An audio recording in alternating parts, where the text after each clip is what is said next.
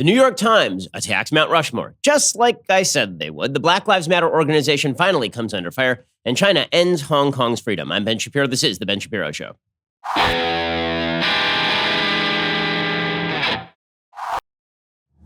The Ben Shapiro Show is sponsored by ExpressVPN. Why haven't you gotten a VPN yet? Go do it right now. Visit expressvpn.com/Ben. Okay, so we are approaching July 4th. And as I discussed yesterday on the program, July 4th is well worth celebrating. Independence Day is well worth celebrating because it celebrates the fundamental principles espoused by the United States at its inception, not completely fulfilled for huge swaths of Americans, but fulfilled gradually over time. We talked yesterday on the program specifically about July 4th and what it meant, the principles of inalienable rights, pre-existing government, the idea of equality before the law and equality in those rights, and the notion of a government that was created to protect those God-given rights. That is worthy of celebration on July 4th. Well, the alternative perspective, which is that America is not worth celebrating, has obviously gained a foothold in the United States, a massive foothold in the United States. But it's not just that. There's a certain vitriol that comes along with this perspective on America that is truly incredible. I'm going to read you a little bit from a piece by Jamila Lemieux. And I normally don't read from Slate because Slate is obviously a left-wing publication. It's an openly partisan publication, so there's not much to discover there. But there's a mindset that is worthy of evaluation here that I think is exposed in this carrot and feeding column, right? The advice columnist over at Slate. So the title of this column is, "My Kid's Dad is a Trumper. Should I criticize him openly or keep it civil? I've been trying to instill my liberal values without disparaging their father, but these times call for more." Okay, so the basic premise of this particular advice question is, I'm divorced. My husband is a Donald Trump supporter. My new husband and I are liberal. My kids come over and they have heard one perspective from their dad, and now I want to give them the other perspective. Should I be polite about it? So the column says, here's the question. I have 3 young kids, 10, 9, and 6, whom I adore. Due to life circumstances, they live mostly with their dad for the school year. I see them often. They live with me and their stepdad during the summers and breaks. My husband and I are very liberal. My kid's dad is very conservative, like Trump supporter conservative. In my time with the kids, I talk politics a lot and do my best to instill my values while also being very careful not to say anything bad about their dad or his beliefs. For example, if they mention something their dad told them, I focus on saying what I disagree with and why, rather than saying what I really think, such as that belief is immoral. But I can tell that their dad isn't exactly reciprocating. They've said some things that make me pretty sure he's just vilifying Democrats and liberals every chance he gets. They're young, so nuance is lost on them. I feel like I'm playing the long game by being the one who never disparages the other side. But given what the other side is doing these days, I'm wondering if I should play hardball too. How do I handle this? Politics and parenting. Here's the answer. Dear Politics and Parenting, the Democratic Party could write a book about what happens when you try to keep to the high road and be the one who never disparages the other side. Spoiler alert, it ends with over 100,000 Americans dead with COVID and millions more who might be considered brain dead. To paraphrase a man who waged a wholly unnecessary war on Iraq and may end up becoming one of your kids' idols if you don't act fast, the high road really ain't high if it means negotiating with terrorists. You feel me? Do your best to emphasize the other things that are good about your ex and the importance of loving him in spite of his values. Be careful to differentiate between bad politics and bad people, which is bullshit, is what she writes, which is bull bleep, but your children can grow up and decide to discard their father for being a deplorable when they are old enough to realize the two cannot be separated and that the idea that they can is a myth that white folks have been spreading to the detriment of everyone for far too long. This isn't a here's why daddy sucks thing, it's here's why conservative values are evil. You need to make the moral depravity and xenophobia of the right wing as painstakingly clear to your kids as you possibly can, whenever you can. This is more than hardball. This is a battle for the souls of your children. And I say do anything and everything you can do to win it. If that includes being the parent who gives the best gifts and lets them stay up the latest and eat the most junk food, so be it. If your children become MAGA supporters, you will never be able to live with yourself. And most of us won't be able to live with you either. This is war. Godspeed, comrade. Now, the reason I read that is because I think that lies at the heart of a lot of the radical left that we are watching these days. A perspective that the America that was based on the Declaration of Independence, a perspective on American history rooted in the Declaration of Independence and the Constitution of the United States, a belief that natural rights pre-exist government, a belief that what we should be seeking is equality before the law, not equal outcome after the law is twisted and changed. That is perceived as legitimately evil by a vast swath of human beings in the United States. That if you disagree with this, that America's a bad, terrible, horrible, no good, very bad place, a racist, terrible place filled with bigotry, and that all the systems of America are at root corrupt, then that means that you're morally depraved. You're xenophobic. In fact, it justifies giving your children childhood diabetes and sleep deprivation in order to prevent them from believing the kinds of things that would force them to vote for Donald Trump or lead them to vote for somebody like Donald Trump. Now, I know a lot of Trump supporters. I know tons and tons of Trump supporters. I know tons of conservatives, people who voted for George W. Bush twice, or voted for Mitt Romney, voted for John McCain, and weren't even in love with Trump, who just pulled the trigger for, or didn't pull the trigger for him. I know tons of conservatives. I do not know a conservative who fits this description as a human being. I do not know a conservative who fits this description, but this is the myth, the mythical conservative that has been created in the minds of so many people on the left. Because again, if you believe that America is at root evil, then your obligation becomes quote unquote resistance. Your obligation becomes tearing down the systems. And if that means the Stalin-esque task of separating children from their parents, teaching their children that their parents are bad human beings, if it means that you have to tell kids that their parents are bad for believing a different thing about tax rates or believing that America isn't at root evil, then you do it. Because after all, this is war. Now again, this is, I think, just saying the quiet part out loud for a lot of folks. I don't think this represents the vast majority of liberals in the country. I think there are still liberals. This is why I always separate on the show between liberals and leftists. There are liberals in the country who still believe in open conversation and who don't attribute evil morality to people that they disagree with. But there are an awful lot of people on the left, and the hard left is gaining not just a foothold, but maybe a dominant position in American politics today that believe exactly this. This is war. In war, all is justified, all is fair. And if that means that you have to castigate the father of your children as a person you chose to have children with, as a terrible human being, then you do it. Okay, that is not. Can anyone think that this is going to be a livable country with that sort of perspective? Does anyone think this is going to be a livable country with that sort of perspective? And that is the perspective. On the one side are all of the good, morally decent, righteous people. And on the other side is innate evil. On the other side are all the deplorables, all the terrible, truly bad people on planet Earth. Now, number one, this is such a self-flattering perspective for a lot of folks on the hard left. And the self-flattering perspective comes from the idea, again, that while they have been shaped by evil systems, they stand apart from the systems. They're sort of citizens apart. They're better than everyone else and more intelligent than everyone else. That's the only way you can come to this conclusion. Because in the view of these folks, they hold a higher morality, such a high morality. There's a great thread today on Twitter from from the professor, the McCormick professor over at Princeton University in ethics, Robert George. It's a really terrific thread about how people tend to perceive their own morality. And it is correct. He tweets out today, I sometimes ask students what their position on slavery would have been had they been white and living in the South before abolition. Guess what? They all would have been abolitionists. They all would have bravely spoken out against slavery and worked tirelessly against it. Of course, this is nonsense. Only the tiniest fraction of them, or any of us, would have spoken up against slavery or lifted a finger to free the slaves. Most of them and us would have gone along. Many would have supported the slave system and happily benefited from it. So I respond by saying that I will credit their claims if they can show evidence of the following: that in leading their lives today, they have stood up for the rights of unpopular victims of injustice whose very humanity is denied, and where they have done so knowing, 1, it would make them unpopular with their peers, 2, they would be loathed and ridiculed by powerful, influential individuals and institutions in our society, 3, they would be abandoned by many of their friends, 4, they would be called nasty names, and 5, they would risk being denied valuable professional opportunities as a result of their moral witness. In short, my challenge is to show where they have, at risk to themselves and their futures, stood up for a cause that is unpopular in elite sectors of our culture today. And the answer, of course, is virtually no one does that. Right? That is very rare because human beings are at root sinful. And one of the great flaws of leftist thinking is the belief that innate human sin disappears as long as you change the system. That human beings aren't sinful, human beings aren't bad, that you are a better person. You have been changed by your own thought process on politics beyond the capacity for human sin, which, of course, puts you on the side of the angels and all of your opponents on the side of the devil. This is a religious philosophy at this point.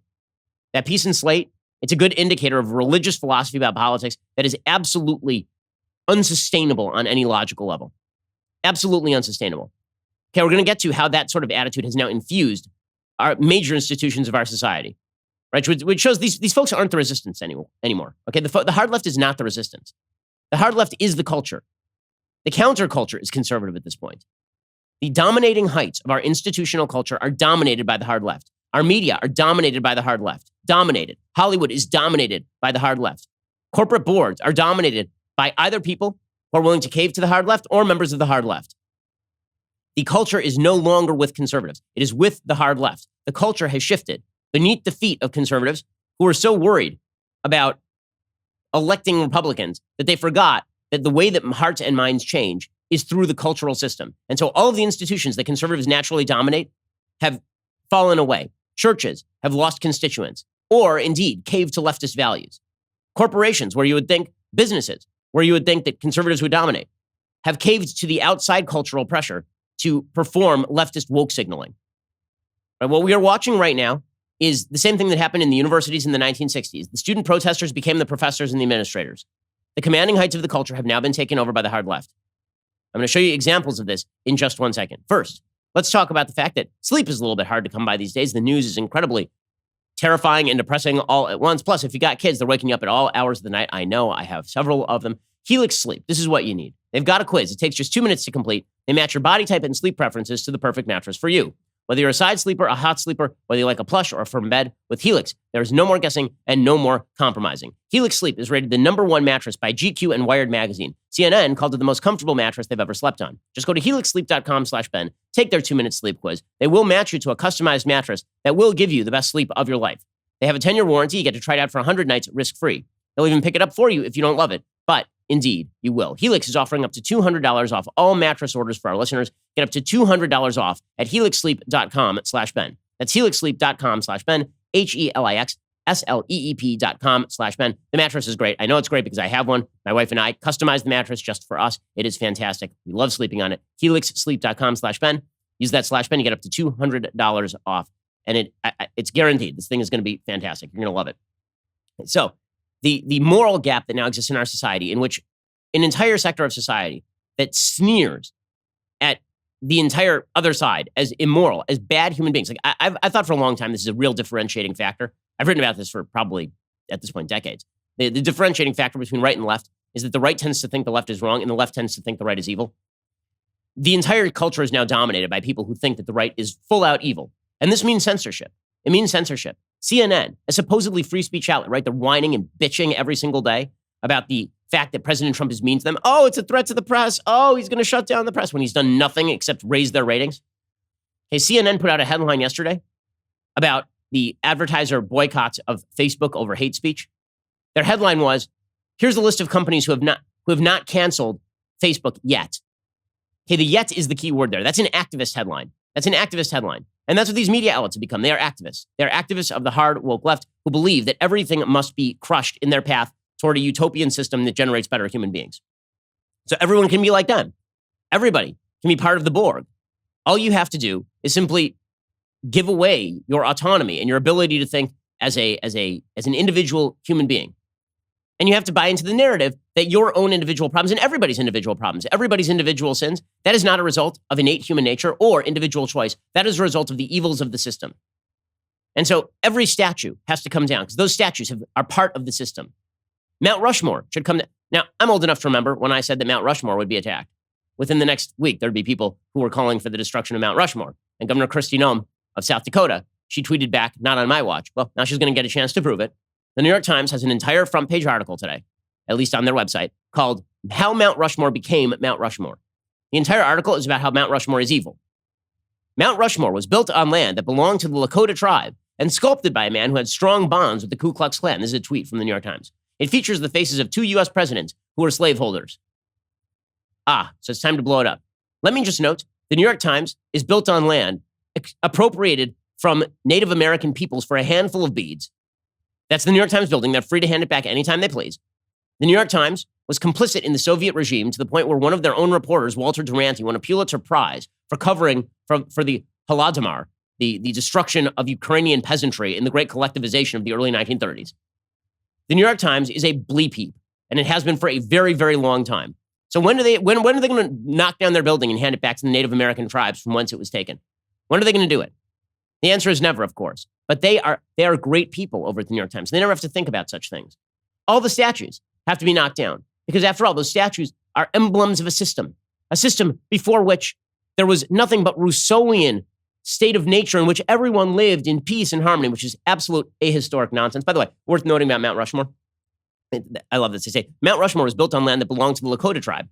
Okay, the Lakota tribe gained that land in 1775 by expropriating it from another tribe, which in turn, historically speaking, had expropriated it from another tribe.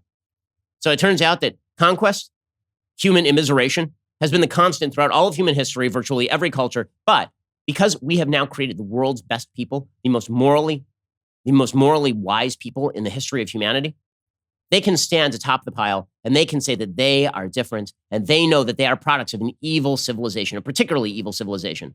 Over in Columbus, Ohio, they've now taken down a 22-foot tall statue of Christopher Columbus after the city's mayor called for it to come down. By the way, this is happening in Columbus, Ohio. They removed the Columbus statue in Columbus, Ohio, which I guess they will call it Flavorton, which is exciting news. They removed this statue. Why? Not because they're so concerned with the predations of Christopher Columbus as a human being. I don't see any FDR statues coming down these days, and FDR was responsible for the imprisonment of 100,000 Japanese Americans. Okay, but Christopher Columbus has to come down. Why? Specifically because of what he was put up for. See, this is the thing. This is the thing. Statues are generally erected. Okay, not Confederate statues, which are a bit of a different story, which I'll explain in a second. Statues that are coming down now, the ones that are really controversial, the Columbus statues, the Washington statues, the Thomas Jefferson statues, those statues, the Lincoln statues, those are erected in tribute to the good things that sprang from the actions of the men who are being honored with the statue.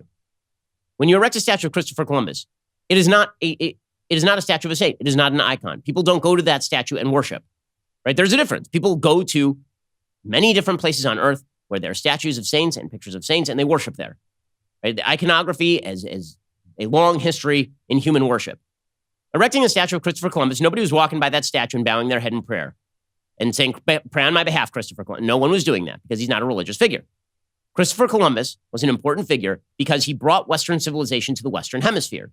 This is, for civilization, a very good thing. That does not mean that it came without brutality or that it came without cost, because brutality and cost are endemic to human nature. But to disown Western civilization, which is really what you're trying to do when you tear down a statue of Columbus, because let's all be frank about this. The people who are tearing down the statues of Columbus, it's not because they are reading the journals of 16th century Spanish monks criticizing Christopher Columbus. That is not why they're doing this. They're not reading De las Casas and then going, Christopher, it turns out he's a bad guy. That's not what's happening here. What's happening is they don't like the West, and therefore they are trying to tear down the symbols of the West, including Christopher Columbus. It's why the Boston Art Commission just voted unanimously, not like 5-3, they voted unanimously to remove the Emancipation Memorial in Park Square on Tuesday night. The Emancipation Memorial in Boston is a direct copy of the Emancipation Memorial in Washington, D.C., a statue designed by a Charleston, Massachusetts native named Thomas Ball and dedicated in 1876, paid for by freed slaves and spoken at the inauguration of by Frederick Douglass. This is removed. Why was this removed? Not because of why they say it was removed. So the people who are doing this, they say that this was removed because people are uncomfortable with the statue and its reductive representation of the black man's role in the abolitionist movement. This is according to Mayor Marty Walsh. That is not why it's being removed. The reason it's being removed because anybody who perceives that America had a role in ending slavery, even in America, or that America did a good thing in ending slavery, or that Abraham Lincoln did a good, humane thing in ending slavery, is not ripping into the system. Lincoln, because he was president, is a symptom of an evil system. It doesn't matter that he fought within the system to end the system of slavery. The system itself is the evil. And so if you are an advocate for the system, if you believe that the system actually is good and that we strayed from founding principles, well, then that makes you bad too. You are now part of the system. You are just as evil as that dad that they were talking about in Slate magazine. You're the bad. Right? This is the great fight. You want to talk about the cultural war that is happening right now in the country? This is the cultural war that is happening in the country. A post-American America versus an America that does root itself in Americanism. That, as we approach July 4th, that's what this battle is all about. I'm mentioning, I have a book coming out July 21st. It is all about this, How to Destroy America in 3 Easy Steps. The destruction of America's culture, history, and philosophy. Those things are continuing apace. That is what we are watching right now, tearing down America about our ears. Now, other countries have experienced post-European Europe, right? There's something it was a major crisis for Europe. It led to a massive migration of people who are not necessarily instilled with European values and has led to tremendous culture clash, waves of serious living problems in places in Europe, for sure. A country that cannot stand up for its fundamental principles or refuses to stand up for its fundamental principles puts itself at risk. To take an example, in Israel, this was a big issue. In Israel, there was sort of a post-Zionist period in Israel where a bunch of people decided that Israel, well, maybe, should we have had it? Should Israel have been a thing that we established? Maybe we shouldn't have established it after all. And the voters in Israel started electing very left-wing governments that apologized for Israel's existence. The result was that Israel's enemies were emboldened. Israel's enemies emboldened, then proceeded to kill a lot of Israelis, which resulted in a snapback where Israelis recognized, oh, wait, maybe there's a reason we exist. And so now virtually the entire Israeli populace is center-right. The same thing is happening right now in the United States. We are living through a period of post-Americanism America, where generations of Americans have been taught it is a sign of virtue to disown your Americanism. You are a citizen of the world. You're a citizen of goodness, above and beyond any culture that created you. And you have to your sign of strength is, as Shelby Steele says, dissociation. If you dissociate from the American system, that is a sign that you are powerful. Now, understand that is not a risk. That is not a risky scenario for you. You get rewarded for that in the culture. This is why I say it's important to note that counterculture is now the culture. There is no risk in saying any of this. There's no, if you go out there in public and you say things like, Mount Rushmore was expropriated Native American land, so if people say it should be torn down, we should think about it. There is no risk in the culture for you to say that. If you say right now in the culture, Mount Rushmore is a signifier of the greatness of many American presidents because America is indeed a great country and the American flag stands for freedom, there is a shot you will be fired from your job at many corporations these days. I'm getting notes from people all over the country right now that if you simply say, yes, I believe that Black Lives Matter, but the police are by and large virtuous people attempting to keep law and order, and if they disappear, people die, you could get fired for that. Okay, we know what the poles of power have shifted in the culture. Republicans focus so much on winning people always wonder in the Republican Party, I get this question all the time. Why is it Republicans keep winning elections and yet the culture keeps shifting to the left? Because you're focusing on the wrong battle. This is not the correct battle. You can win as many elections as you want.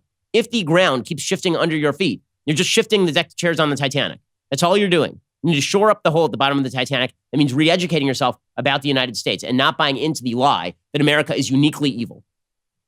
Now, another example of people portraying America as uniquely evil as part of the broad Black Lives Matter rubric, which again, it's amazing how the linguistic trick of taking Black Lives Matter, that phrase, which of course is inarguable, of course Black Lives Matter, and then piling on top of it, in the words of Vinny from my cousin Vinny, is there any more bleep we can pile on top of this? Right? Is there any more bleep we can pile on top of the basic truth that Black Lives Matter? Because we're going to pile on top of it neo-Marxism. We're going to pile on top of it how America sucks. We're going to pile on top of it slavery reparations. We're just going to pile everything on top of it. Defund the police.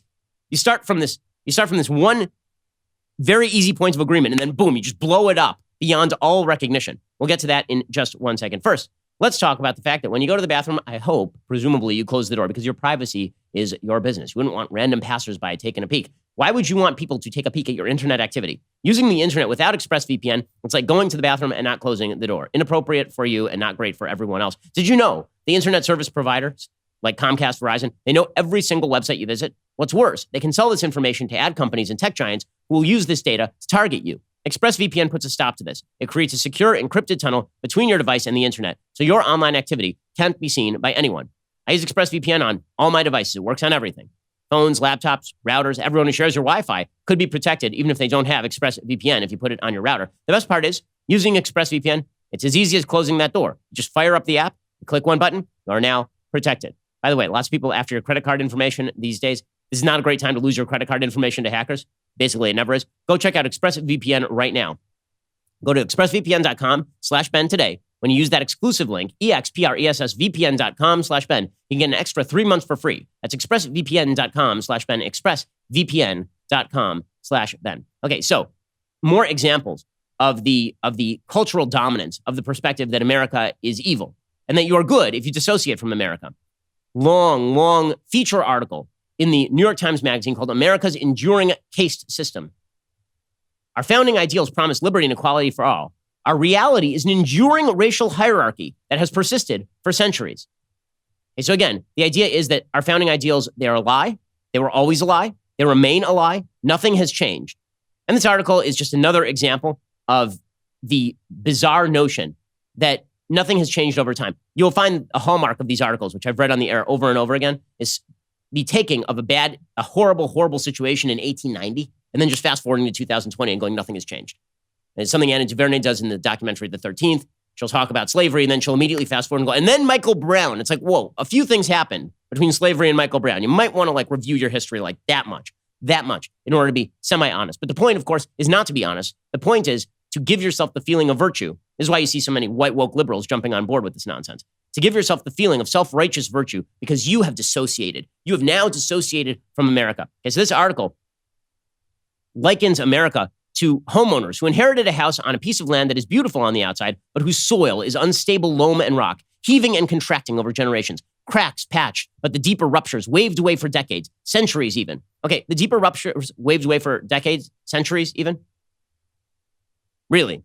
Because it seems to me that a lot of those ruptures have been repaired. And when I say a lot of those ruptures, I mean 600,000 Americans died in the Civil War. I mean, we had a civil rights movement and a civil rights act that completely rewrote the constitutional bargain of the United States and allowed government to do things it had never done before and should, and frankly, run way beyond what the Constitution would generally allow in order to rectify these ruptures. But the idea is nothing has changed. This columnist says, many people may rightly say, I had nothing to do with how all of this started. I have nothing to do with the sins of the past. My ancestors never attacked indigenous people, never owned slaves. And yes, not one of us was here when this house was built. Our immediate ancestors may have had nothing to do with it, but here we are, the current occupants of a property with stress cracks and bowed walls and fissures in the foundation. We are the heirs to whatever is right or wrong with it. We did not erect the uneven pillars or joists, but they are ours to deal with now. Okay, this entire metaphor is entirely wrong. The reason the metaphor is wrong is because whatever inequalities we can address today, because we don't have time machines. Okay, if you invent a time machine, I'm happy to go back to the past and we can talk about alleviating problems in the past. But we don't have a time machine. So the question is, what can we do today to alleviate the systems that are causing inequality? And I'm not hearing a lot of answers other than people simply shouting at the moon that the systems themselves are bad. And when you say, okay, you know what?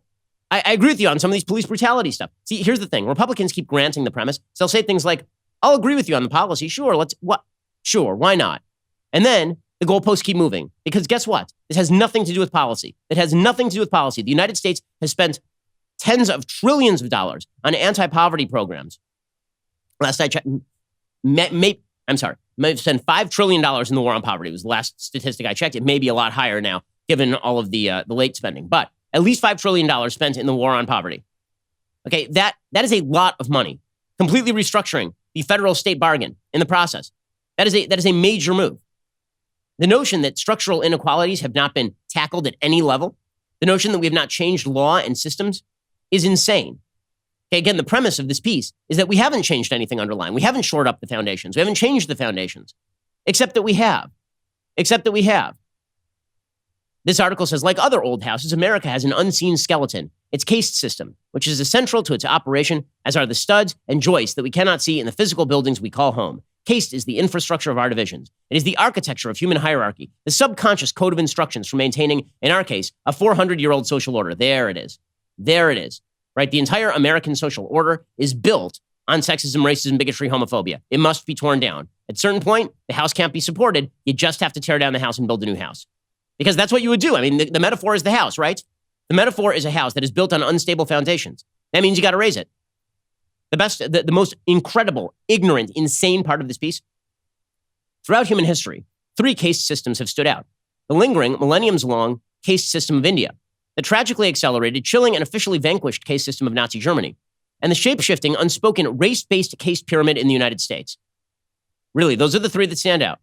The U.S., Nazi Germany, and India, where they have actual untouchables.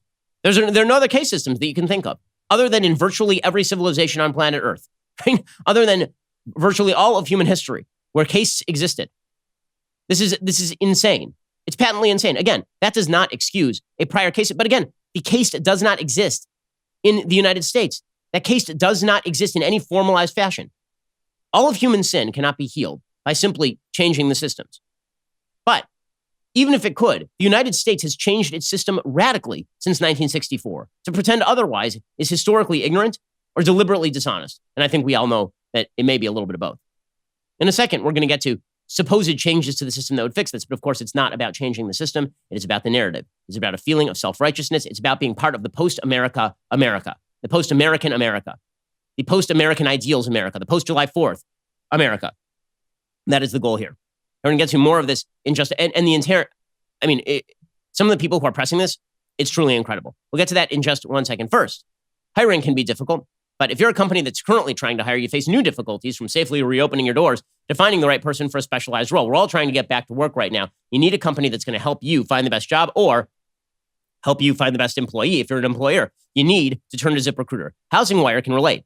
They needed an ambitious reporter to cover news stories on the U.S. mortgage and housing markets, so they went to ZipRecruiter. ZipRecruiter's smart matching technology finds people with the right experience for your job. In fact, 4 out of 5 employers who post on ZipRecruiter get a quality candidate within the first day. That's how HousingWire found Alexandra Roja. Alexandra never imagined she could get a reporter job in the midst of COVID-19 because hiring was frozen. So she created a profile on ZipRecruiter, and ZipRecruiter matched her to HousingWire reporter's job because her degree and writing skills were a really good fit for the role, and she got hired. And we use ZipRecruiter here at the Daily Wire. It's why all of our employees know that at a moment's notice, they could be replaced with somebody more skilled at their job. ZipRecruiter can help you make your business better or help you find the job you've been looking for. See how ZipRecruiter can help you hire. Try it now for free at ZipRecruiter.com/dailywire. That is ZipRecruiter.com/dailywire. Go check them out right now. Okay, so the effect, this is why the press has been for completely useless solutions, because any solution shores up the system. Any solution shores up the system.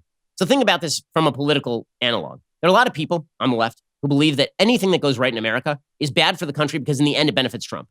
And there are a lot of people right now who believe that if the economy were to recover, that would be very bad for the country long-term or even midterm because it would benefit Trump and he might get reelected, which would do more long-term damage. There's a whole perspective about America that says that if the American system is bad and evil, then anything that is good about the American system is actually bad because that is upholding a system that promulgates bad. Anything that is good, we can't even acknowledge the good America does because that might lead people to be complacent about these evil systems. And so we're not going to fix any of the problems. So here's the thing.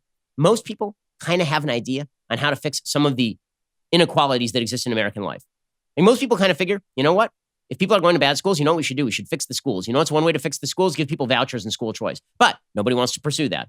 Most people agree that if we're going to talk about police brutality, we should have more transparent data. We should think about qualified immunity, right? Most people, and how we change that slightly, right? Most people, if you get to specifics, you can find agreement. But the point of our modern politics is not to find agreement. It is to exacerbate disagreement. And that is why you see the Democrats focused in not on getting 75% of what they want in a police reform bill that the Republicans put forward. Instead, Democrats are very excited to do a few things, right? They're excited to, for example, push forward a House resolution that would set up a committee to investigate slavery reparations, which is not going to happen, right? It's not a policy that is going to take place. And frankly, any race discriminatory policy is probably unconstitutional in the United States right now. But this is what Democrats are pushing. So Sheila Jackson Lee, who is a representative out of Texas, she's Texas' 18th district.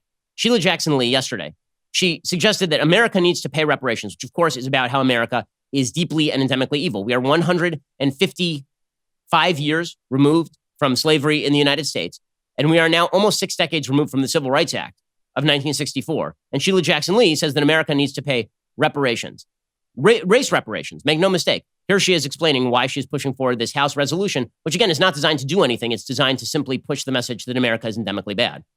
This 13-member commission established by the federal government answers the question that is not the individual act of holding slaves. It is the government's sanction that denied African Americans their equality, and as well, the government's responsibility with this 13-member commission to design the responses to the continued death, murder, and inequities in our community. This is America's responsibility to pay, the American government's responsibility to pay her debt. Okay, so it's America's responsibility because America has never rectified its sins. America is endemically evil, and nothing has changed. Okay, can I just point something out about Sheila Jackson Lee? Sheila Jackson Lee, she's not descended from American slaves. Sheila Jackson Lee would not be eligible for reparations if we actually attached reparations to American slavery, right? If we did it based on race, she'd be eligible. But both her parents were immigrants from Jamaica. She graduated from Jamaica High School in Queens. She earned a BA in political science from Yale University in 1972 and a JD from the University of Virginia Law School. Okay, that does not sound like a wildly unprivileged, difficult life.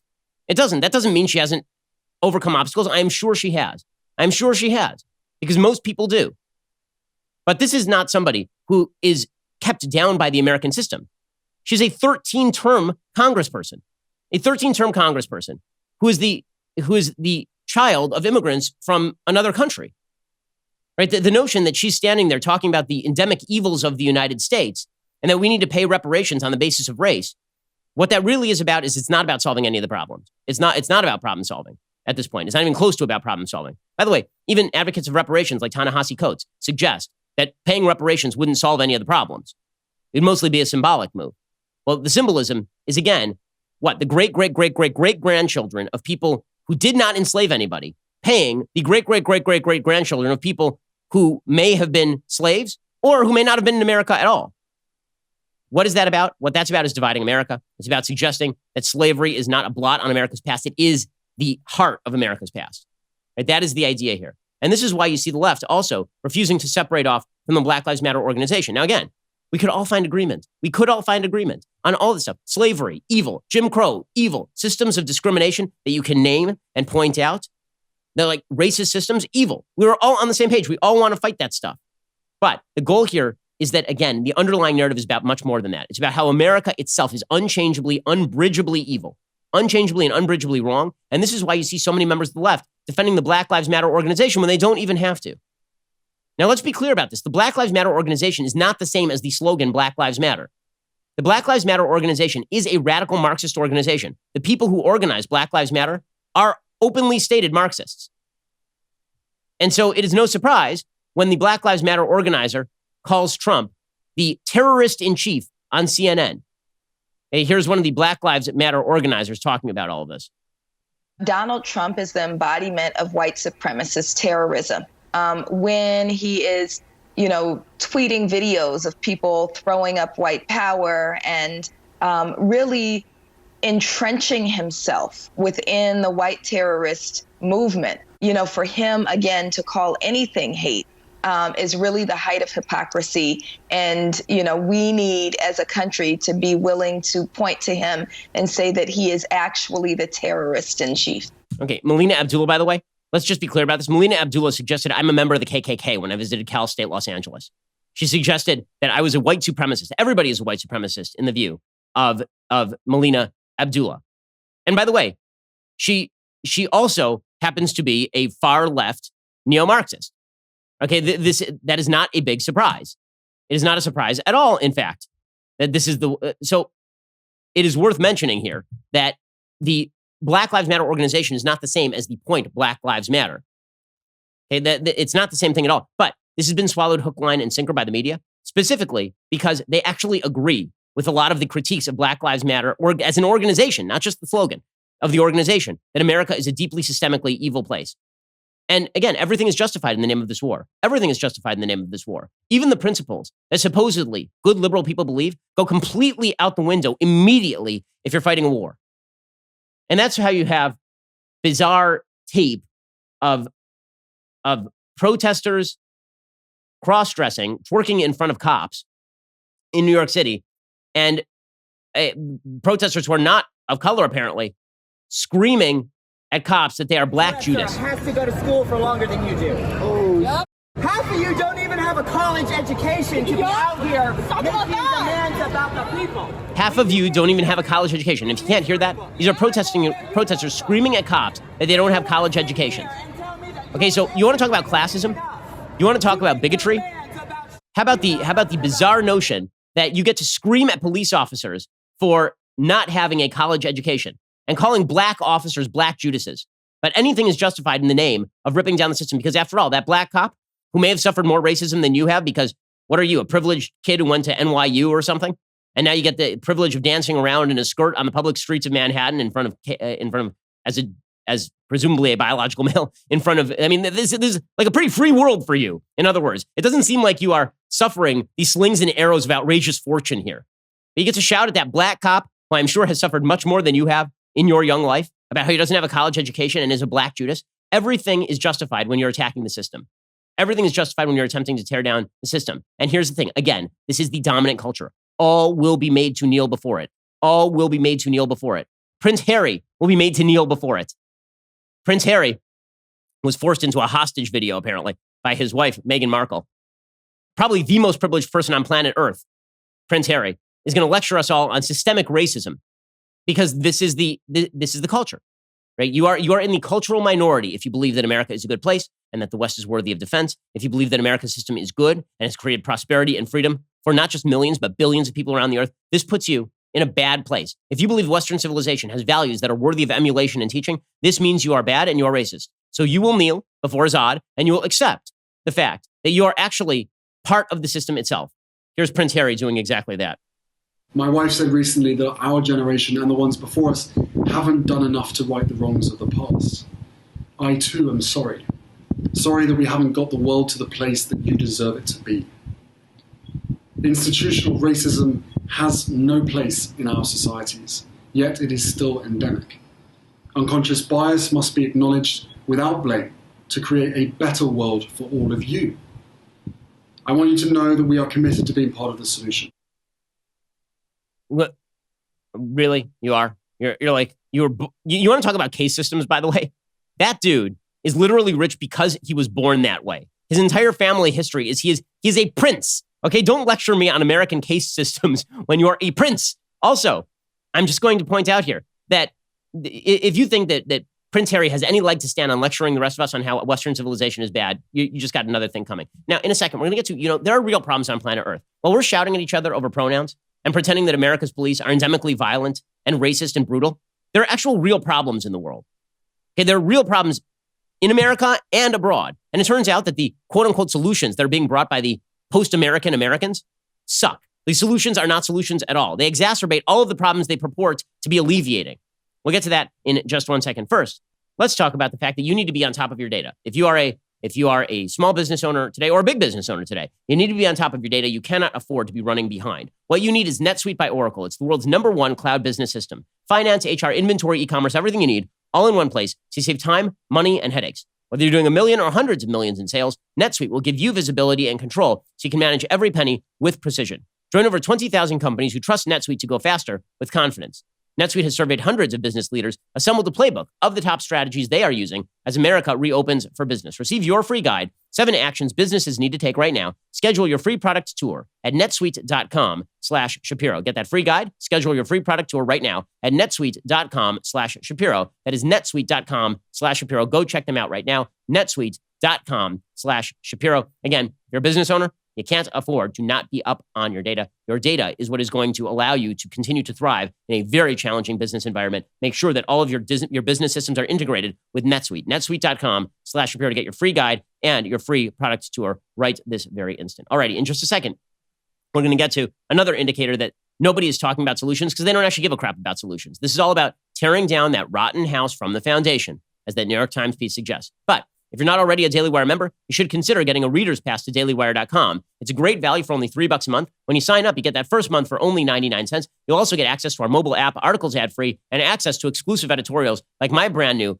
editorial, which is all about the problem with new definition of racism and anti-racism. It's really worth the read. Plus, we have all sorts of articles with, I have another one over there about how the Obama administration shattered the rule of law.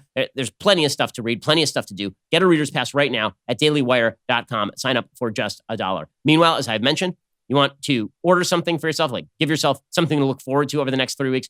Go pre-order my book, How to Destroy America in 3 Easy Steps at dailywire.com/Ben. It is, I think, the most important book in the country when it'll be released. I think you're going to find it incredibly useful. I think you should find it inspiring because it really is about how America is all the things that it was cracked up to be. We didn't always live up to all of our commitments in the founding documents, but America is the greatest country on the face of the earth. It is a ringing endorsement of America and a reminder of how to fight back against the leftist narrative that has taken over the country, the disintegrationist narrative that's tearing us apart right now. It comes out July 21st. It already is on the bestseller charts over at Amazon 3 weeks early. Go check it out right now over at dailywire.com/Ben. Go check it out right now. You're listening to the largest, fastest growing conservative podcast and radio show in the nation.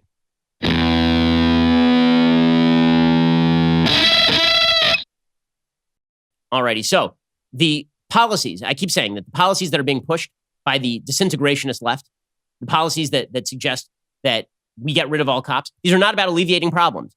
The problems are not there to be solved. The systems must be taken down.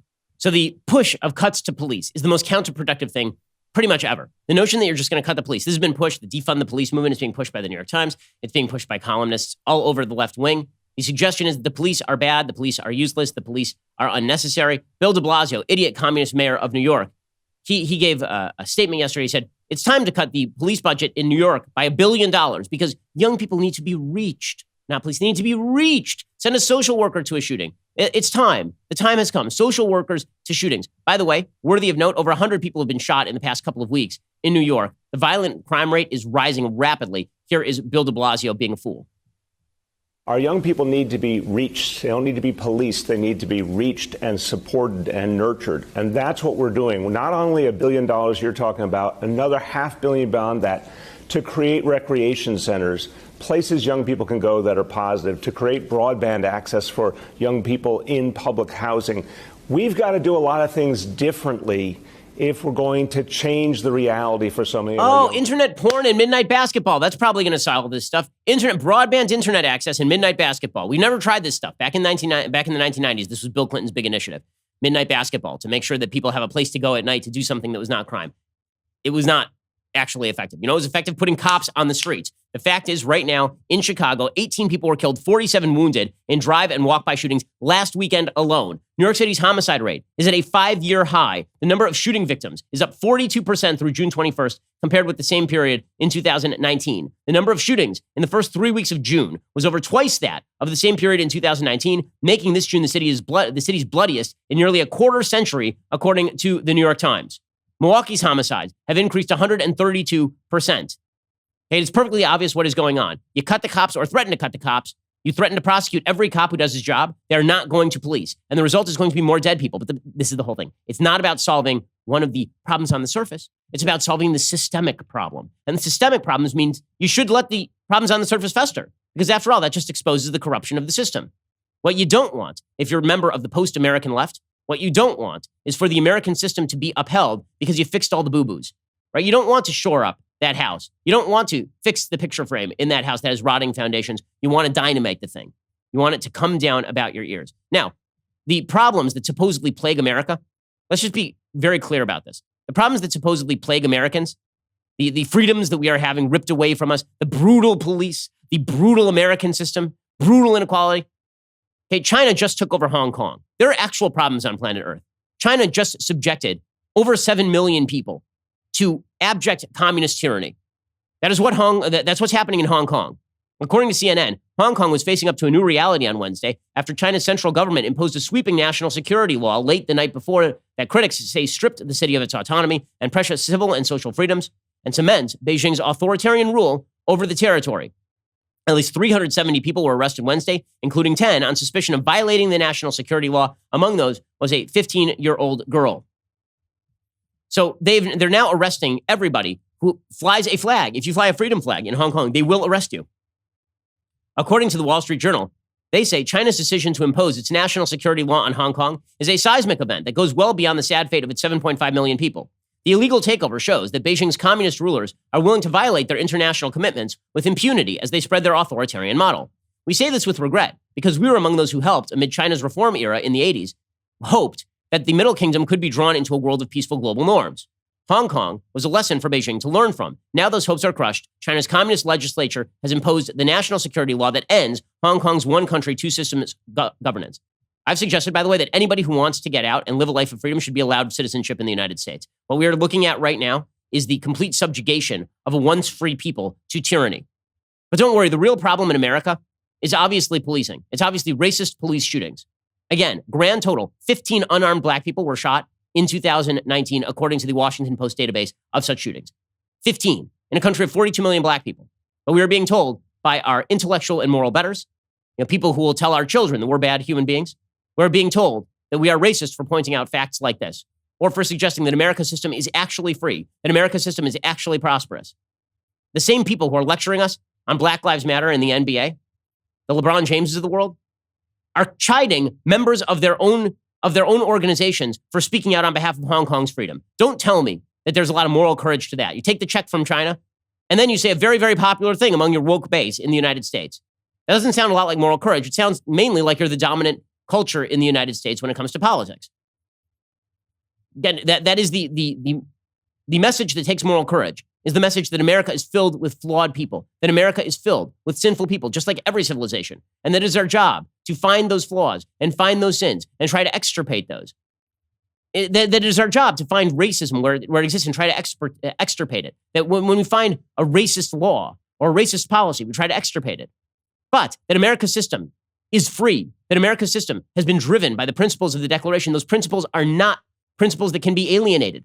Those are not principles that are worthy of abandonment. Those are principles that are worthy of emulation, of upholding. Okay, if America's not willing to defend herself, if instead America just turns into a slow cultural roll toward post-Americanism, then we're done here. We're finished. By the way, there are a couple of Republicans in the Senate who have proposed a bill to make Juneteenth a national holiday, which I support. That's fine. That's good. That's good. I mean, I've called for it. I was one of the people on Twitter openly calling for it this year. Okay? That is a good thing. They also want to get rid of Columbus Day at the same time, which of course completely caves to the leftist perception of America as rooted in fundamental Western evil and cruelty.